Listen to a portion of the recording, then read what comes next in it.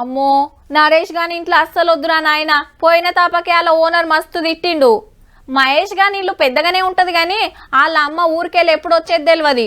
వచ్చిందంటే బూర్వీకి షారు కాస్తుంది. మళ్ళా గణేష్ గాడు మా గడపనేది ఒక్కొద్దంటాడాయే. గుంపులా గాళ్ళ మధ్యలో కూసోవాలంటే ఎట్లనో ఉంటది. ఏ ఎందుకు గంత పరిచయం చేస్తున్నావు, అట్లా పోదాంపా, మంచి అడ్డాలు దొరుకుతాయని లైన్లు కడుతున్నారు. కానీ మంచిగా చదువుండ్రి. మామిడి తోటల మందు తాగితే 25 చెప్పు దెబ్బలు 5,000 దండుగా.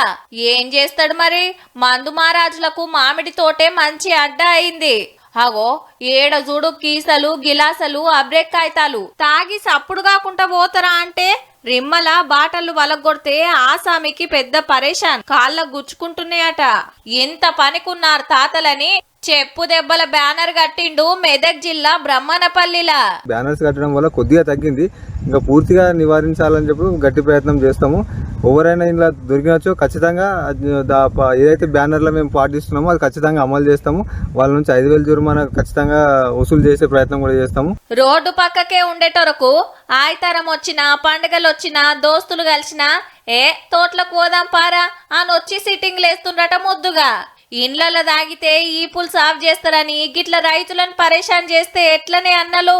ఓ కాళ్ళ తొవ్వ తప్పి దాగిన కీసలు గిలాసలు కాగితాలు బోయితాలు ఏరేసి సాఫ్ చేయాలి కదా. ఈ టెంకాల మళ్ళొచ్చేరు. రైతన్న అన్నంత పని చేయగల మరి.